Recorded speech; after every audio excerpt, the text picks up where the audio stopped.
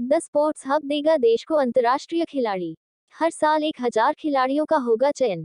चयन प्रक्रिया के लिए 7 सदस्यीय समिति का गठन।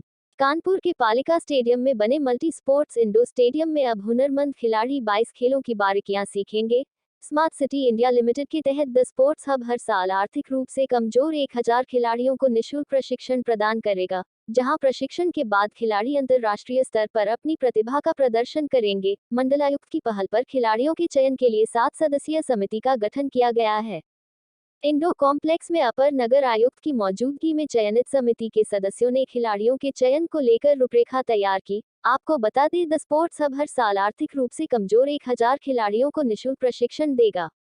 जरूरत के हिसाब से द स्पोर्ट्स हब की ओर से सभी खेलों के एक्सपर्ट कोच की तैनाती भी की गई है, जिनकी देखरेख में खेलों की बारीकियां सीखने के बाद खिलाड़ी अंतर्राष्ट्रीय स्तर पर हुनर का प्रदर्शन करेंगे। गौरतलब है कि कुछ दिनों पहले ग्रीन पार्क में हुई हाफ मैराथन में द स्पोर्ट्स हब के संभावित चयनित खिलाड़ियों ने कई मेडल अपने नाम किए थे। अपर नगर आयुक्त ने मीडिया से बातचीत के दौरान बताया कि खेलों को बढ़ावा देने के उद्देश्य के साथ ही आर्थिक रूप से कमजोर हुनरमंद बच्चों को मौका देने के लिए इसकी शुरुआत की गई है।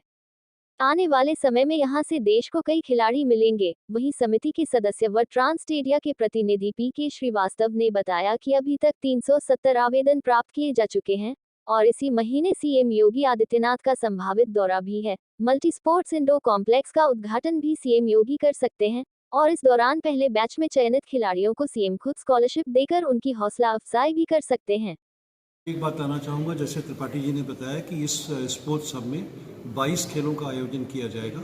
उनको उस प्रशिक्षण देने के लिए हमारे पास हर गेम में, बहुत से गेम में 3, किसी में 2, लेकिन मिनिमम हर गेम में 1 प्रशिक्षक जरूर है।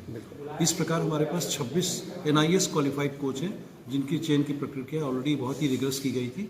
अब उन्हीं कोचेस के द्वारा जब ये बच्चे सेलेक्ट हो जाएंगे तो उनको ट्रेन किया जाएगा। एक इसमें मुख्य बात आपको बताना चाहूँगा कि मुख्यमंत्री द्वारा इनॉग्रेशन के दौरान हम 10 की स्कॉलरशिप का उसी दिन डिक्लेयर करेंगे और वो स्कॉलरशिप एक विशेष रूप की आर्थिक सहयोग की होगी और उनके पूरे वर्ष की प्रतिक्रियाओं के जो भी वो काम करेंगे उसके लिए उनको होगा। जिस तरह का ये प्रयास है, निःशुल्क प्रशिक्षण दिया जाएगा, इससे कितना लाभ मिलेगा नेशनल लेवल पर और इंटरनेशनल लेवल पर? देखिए, हमारा प्रक्रिया तो यही है कि हम बच्चों को इतनी यंग एज पे ले रहे हैं कि उनको ट्रेन करके हम पहले डिस्ट्रिक्ट लेवल में एक्सपोज करें, फिर स्टेट में, फिर नेशनल में।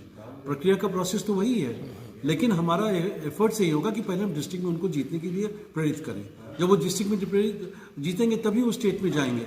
तो उसके लिए जो प्रक्रिया होगी हमारी सिलेक्शन की, उनको प्रोत्साहन देने की आर्थिक रूप से या किट के रूप में या जैसे भी होगा, कुल मिला के छुपी हुई प्रतिभाएं निखर कर आएंगी। हाँ, वो छुपी हुई प्रतिभाएं जो कि आर्थिक रूप से कमजोर है। उसमें मेन जो हमारा ऑब्जेक्टिव यही है कि जो आर्थिक रूप से सक्षम है और जो वीक है, उनको दोनों को एक साथ हम विकसित करेंगे, सो दैट कि कहीं डिस्पैरिटी कोई ना हो।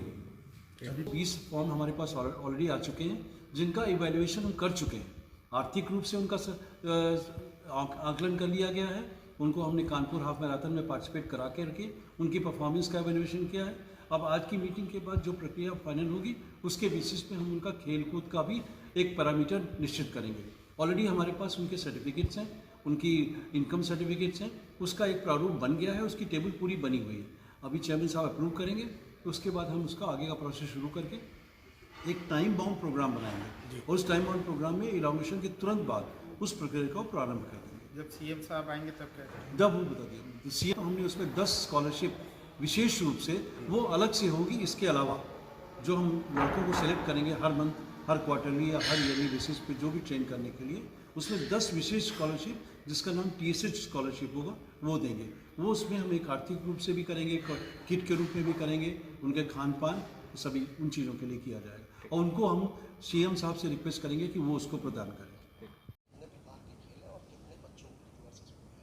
इसमें जो स्पोर्ट्स हब है हमारा पालिका स्टेडियम में, इसमें 1000 बच्चों को प्रतिवर्ष हम लोगों ने डिसाइड किया है कि उनको प्रशिक्षित करेंगे। उसमें से 10% हम जो वीकर सेक्शन के खिलाड़ी हैं उनको भी हम कंसिडर कर रहे हैं।